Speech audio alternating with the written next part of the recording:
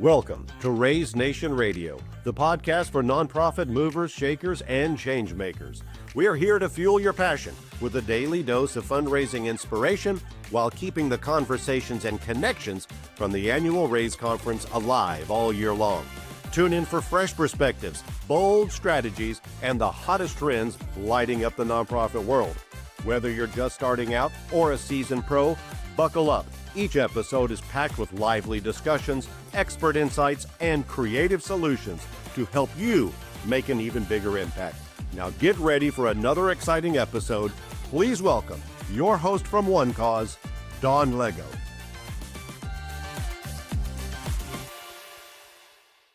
Hello, Raise Nation. I'm Dawn Lego. So glad you're joining us today. Whether you're discovering us for the very first time or you've been part of our story for a while, which has been like 4 years now, welcome, welcome, welcome. Around here, you know the drill. We celebrate purpose, passion, and the people who make impact possible.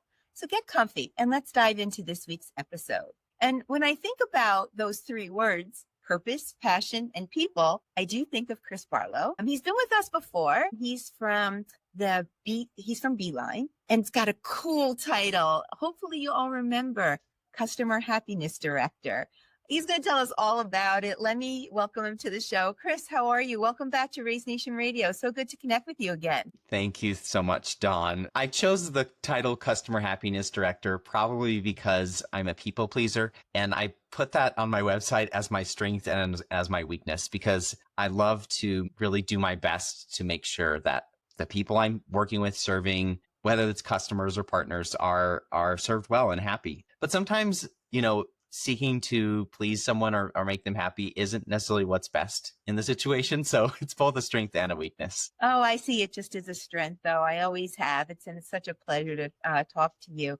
But why don't you give us a little bit more? Raise Nation needs a refresh course on Chris Barlow. Introduce yourself, everything about you, your company, a little bit more about your title, whatever you want to share personally. I don't want to read a bio. I want our audience to get to know you. So go for Chris. Sure. Yeah.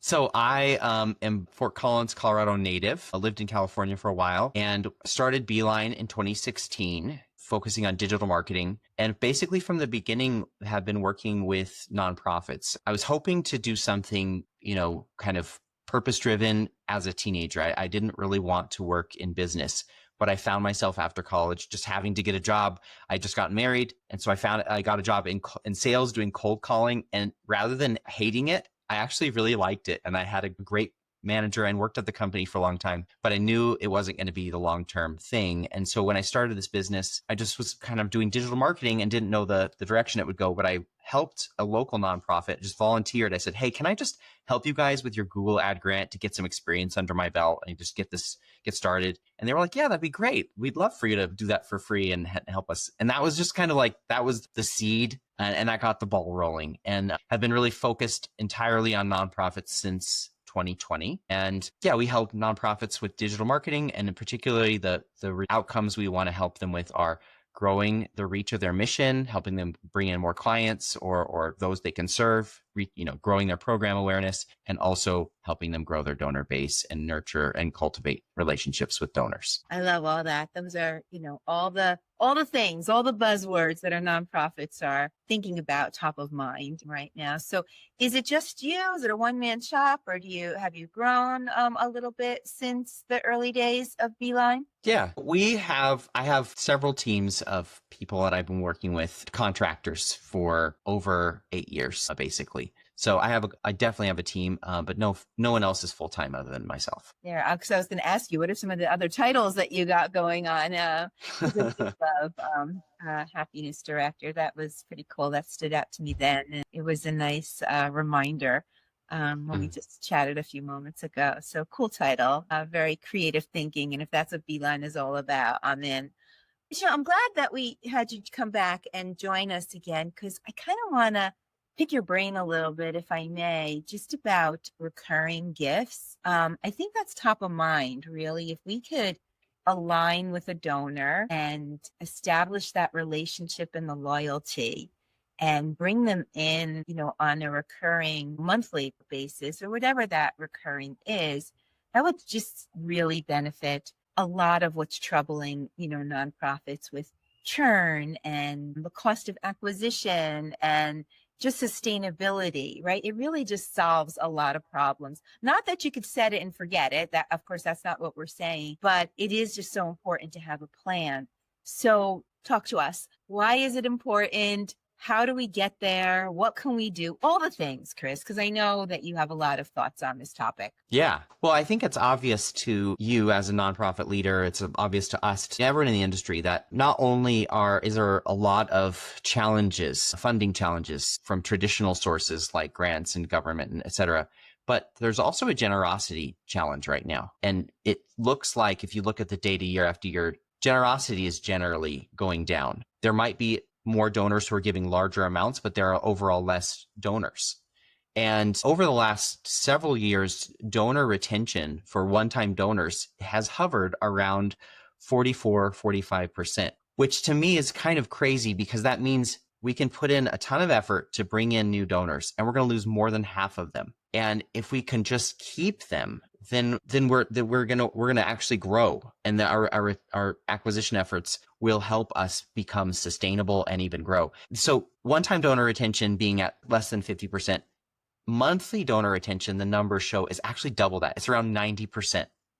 And to me, that is the key to retention. Like, there's a lot of things we can do to retain donors in general, retain one-time donors, get them to give again the following year. There's a lot of research and strategies around that. If we can simply turn our one-time donors into recurring donors, whether that's monthly or, as you said, in other intervals, we're going to keep them. And the other crazy thing about recurring donors, particularly monthly donors, they give on average over 40% more than one-time donors over the course of the year. And I think that's primarily because they will give on the recurring basis, the regular gifts, and then they may also give a one-time gift at year end or during a fundraising campaign. And so really sustainability and growth for nonprofits, I think growing your recurring donors, monthly donors, is really going to be key and central to that. And there's a lot of other reasons for that. It's not just in the data too. Yeah. So I think what I'm hearing from nonprofits is they know this, right? It's part of their strategy. It's a line item on their strategy, acquisition, lapsed donors, getting people, aligned and connected, personalization segment. This is one of those things, building out their recurring gift plan. And they know the importance, but where I'd like to take this conversation with you, since you're the expert, is nonprofits want to know how. Tell me how. Give me 5 things. I kind of know, Chris. I kind of know that this is important, right? But make it easier for me. Tell me how. So what are some of the strategies, the tactics, the advice that you have for nonprofits to actually accomplish? Because, sounds great. Yeah, they give 40% more. They may give an extra gift at Giving Tuesday or end of year. They're already aligned. They, lower your acquisition prep, all the things, right? Now let's talk about the how. What are the tactics to get us there? Well, I would say the possibly number one reason nonprofits struggle to get monthly donors. So, we can get into a lot of strategies and tactics too, and we will. But I would say the first thing to look at is we aren't telling donors why they should give to us more, on a recurring or monthly basis. We don't have a unique value proposition for monthly donors. Most nonprofits, they have got a general one. They tell people what their mission is and why they should give, right? But most nonprofits, it's like in the 8% or higher, don't have a unique reason why a donor should give monthly. So the question isn't, the question a donor or a potential donor is asking when they're on their site is, why should I give to you rather than to any cause or not at all and just buy something for myself with this disposable income? We answer that question. A lot of our nonprofits do. They answer why they should give to this cause rather than spending the money elsewhere or giving to a different cause. But we don't answer the question, why should I give a recurring gift to you instead of one time and rather to some other organization or not at all and just spend the money on myself? So answering that question is really, really key, because it separates what the difference is between a one-time gift and a recurring gift, and that you're not actually asking for more money from the donor. Maybe over the years, they'll give more. But the point is to say, look, you might have been thinking about giving $100 today, but rather than giving us $100, why don't you give us a monthly gift of $10, and what the difference is and why that's important. And interestingly, there's some data that supports this too.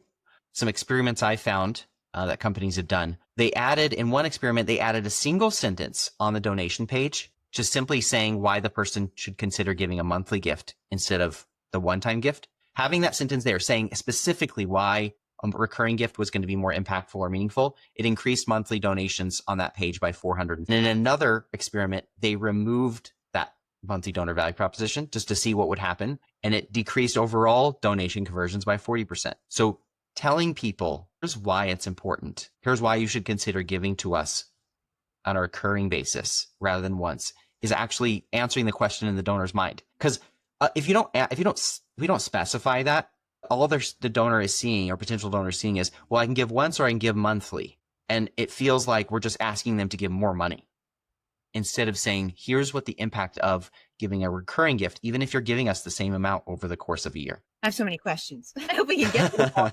So I never thought of this, and maybe I'm not in nonprofit development day to day, so that's why I haven't thought of it.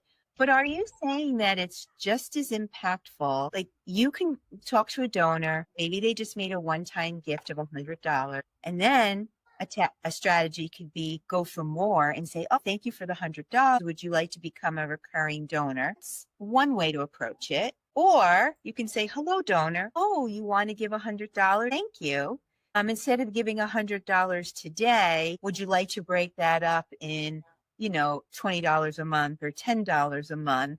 And we'll set you up as a recurring donor is an equally good strategy, because you have them for a much longer haul once you set them up as a recurring donor. So don't be afraid to take that $100 that they were going to commit right then and there and break it up over time, because that would end up being better in the long run. That was a lot of work that I just strung together. Yes. But is that what I'm saying? That is exactly it. Because am I late to the party? You're going to retain them. Okay.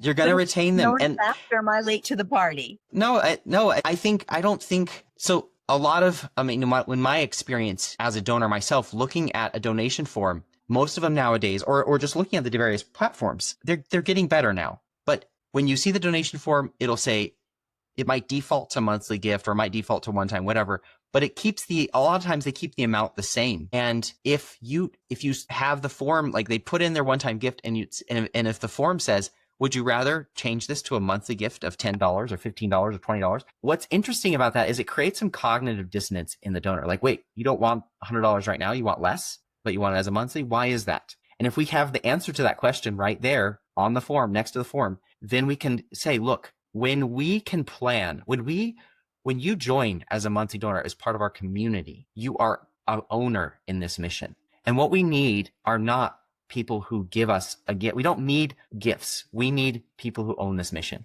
We need people who say, this is who I am, and I'm part of this group of people who say, this is the impact we want to make on the world. This is the mission that we own. Because, once upon a time, with the Carnegies and the other great philanthropists of the past, whether you call them great or not, but, they gave tons of money. They would put, millions of dollars, and then they would have something named after them. And it was like, they started the library system or whatever it might be. And it was like, it was their mission. They owned it. And of course, there's plenty of wealthy people nowadays who do that. But most of us as regular donors, we don't see ourselves as owners of the mission. But I think part of that is because we as nonprofits need to do a better job of seeing ourselves as just stewards of the mission. We're not the owners of the mission. The donors are. And the more we talk to donors as the owners and help them see becoming a monthly or a recurring donor, a committed donor, means you're an owner on this mission. It's part of who you are. And I think that mindset shift is so key to building that ongoing sustainable community who really believes in this, in making that impact. Because it's not just like, well, I've got this money that I need to give to reduce my taxes or whatever it might be, or just to feel good today, about how I spent my money, instead of saying, no, I believe that this is the outcome. I want to make part of the world real. And I will identify with the other people who feel the same way. Wow. So it's being part of something greater than yourself. It's so much more transformational than the transactional. I can actually see donor donation forms changing a little bit, right? Oh, you want to give $100? How would you like to give that?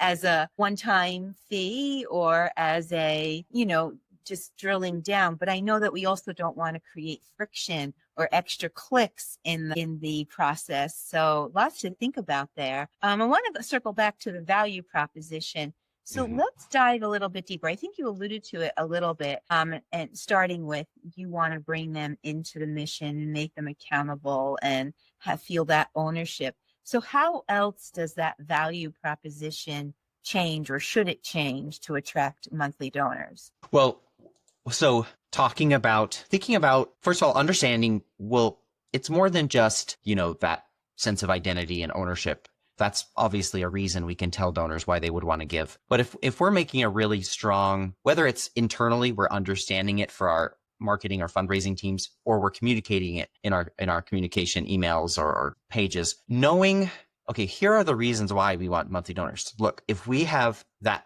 planned income, we know what we're going to be getting. We can budget very differently. Instead of just hoping that at year end we can raise this amount, we can say we know we're raising this amount. We can actually spend less time fundraising. If we know we have this many people giving this amount to us on a monthly basis, then we can actually put more of our money toward the program and less toward fundraising. Because if we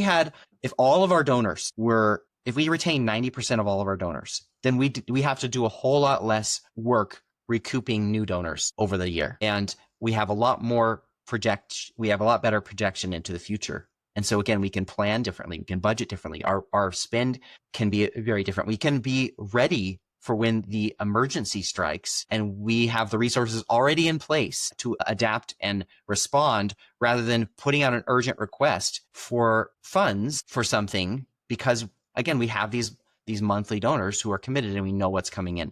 So there's a lot of different reasons or things that we can start to think through and communicate. And I think that starts just with understanding for ourselves, well, why do we want monthly donors? What result or impact will that make for our budgeting, our programs, how we operate, how our fundraising team needs to work?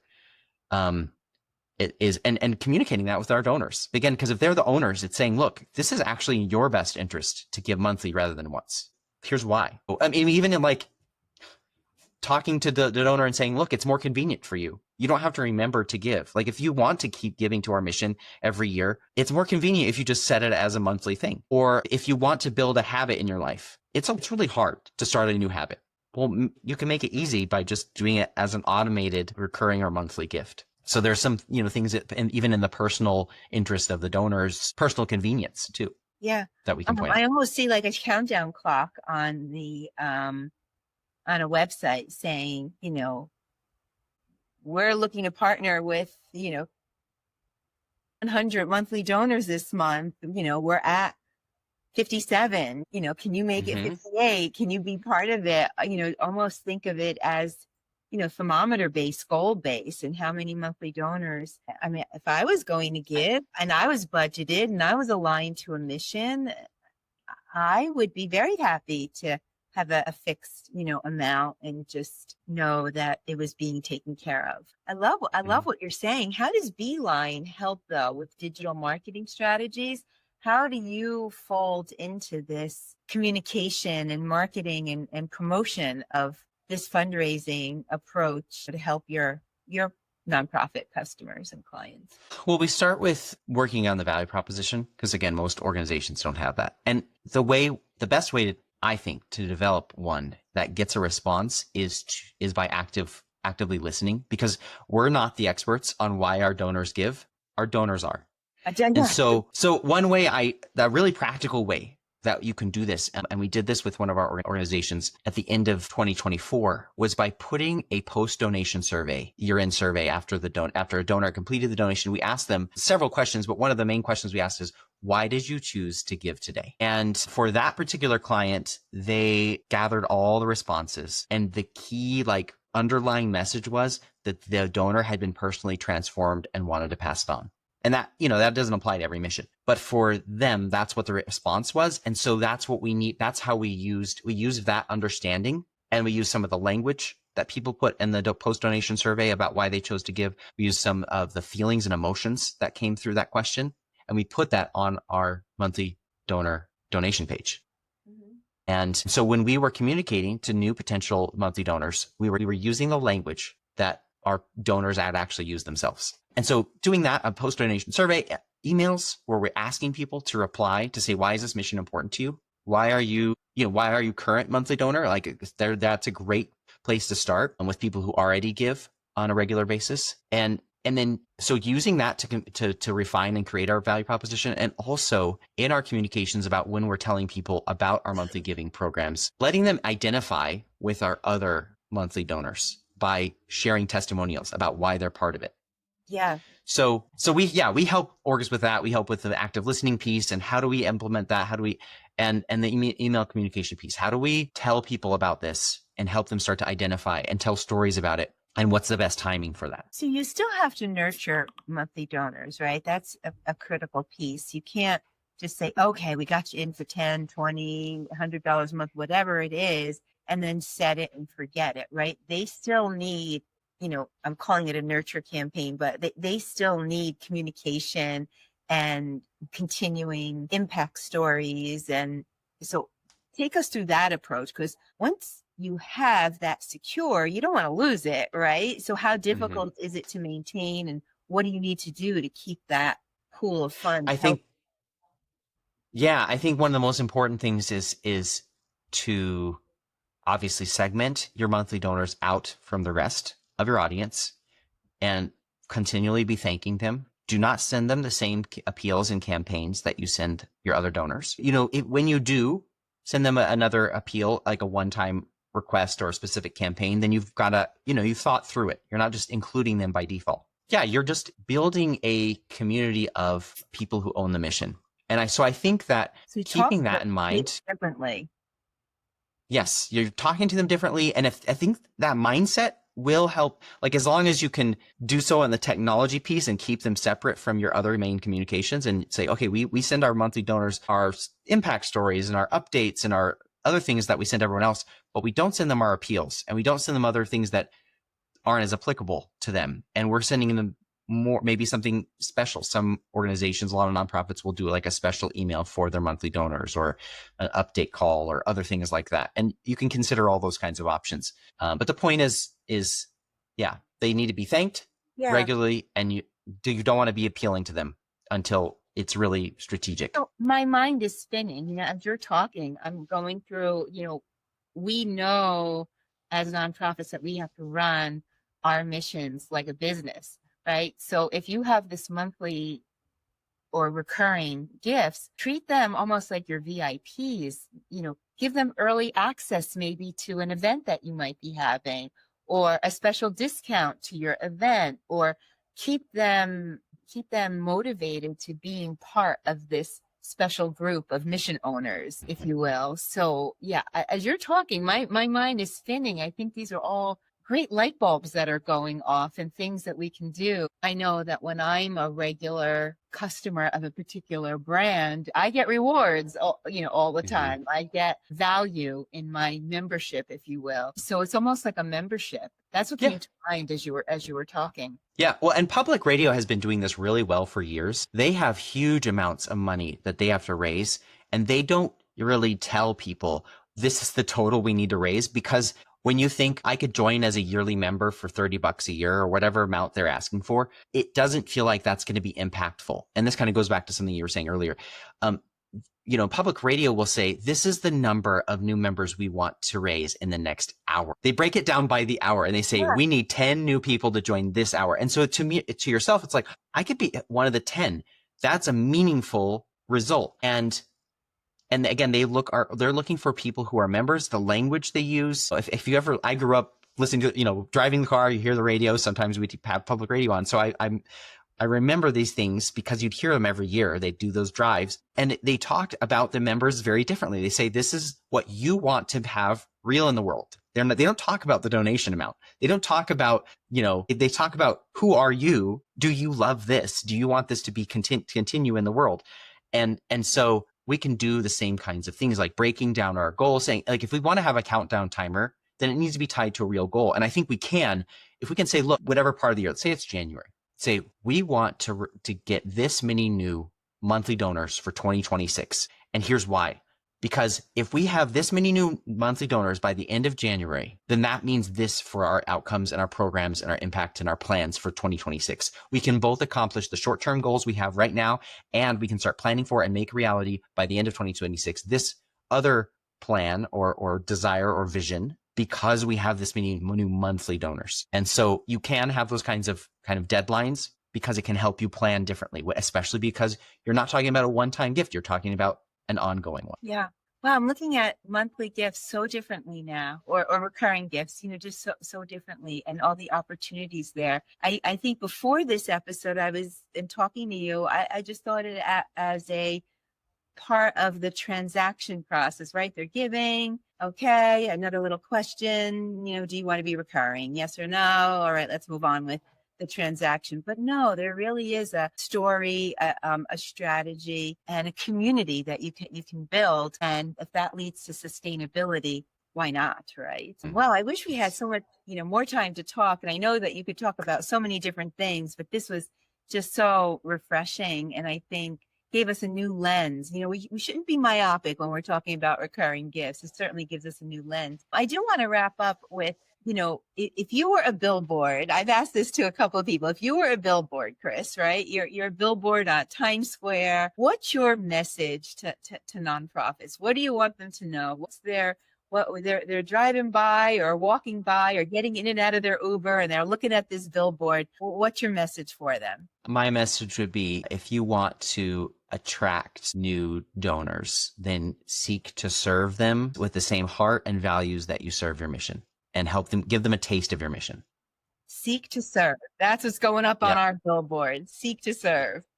Yeah, I think that's a great billboard. And it's so you, Chris, right? I mean, it's just what your life and your legacy and Beeline, is all about. You're all about the service. So we're going to drop your contact information and Beeline contact information into the show notes so people know how to get in touch with you. What's the process like? If somebody needs to work with you, is it a phone call? Is it a text? How do they connect with you and have, take advantage of your services? What does that look like? Yeah.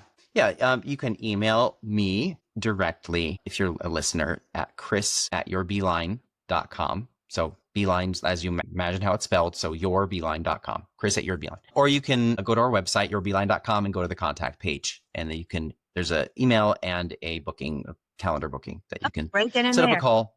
Yeah. Yeah. We can just have a conversation. That first call free? Of course. Yeah. Just basically learning about your mission and what would be most helpful to you. Do you need to work on your value proposition? Do you want to work on your strategy for converting one-time donors into monthly donors, or subscribers into first-time donors or monthly donors? Looking at those kinds of things, or running ad campaigns to help you grow your audience. Those are the kinds of things we can talk about, or whatever else is what you're needing. Yeah. I mean, I know you do so much, right? You're passionate about integration conversations, right? You're passionate about digital marketing and recurring gifts and Google ad campaign. I mean, there's just so many different things that you can talk about, but we'll put that all in the show notes, including how to get in touch with you. You'll have to join us again, and we'll see what other topic we can take a deep dive into. You certainly, changed my mindset today, and hopefully you changed our audience mindset too. Anything you want to say as a closing goodbye to Raise Nation? I'll just say, when you're thinking about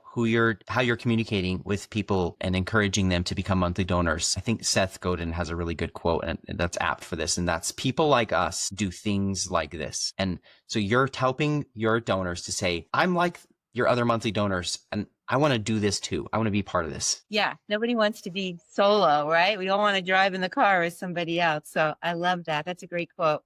Well, thank you, Chris, so much for your time. Thanks for coming back and joining us. Keep in touch and let us know, when you'd like to come back again and what else you want to talk about, because I know you can cover so many things, but I really appreciate your time today. Thank you, Don. Yeah, well, Raise Nation, that is a wrap for today's show. Big thank you to Chris Barlow for being our guest today, and to each of you for tuning in. You are the heartbeat of this community, and we are so appreciative of that. Your voices, your experience make Raise Nation uniquely inspiring. So don't be a stranger. Visit us on all 200 episodes on Raise Nation Radio. And if you'd like, join us on the show, share your story, and let's continue building this incredible community together. But until next time, you stay fearless and keep raising the nation. Fearless Fundraisers, that's a wrap for today.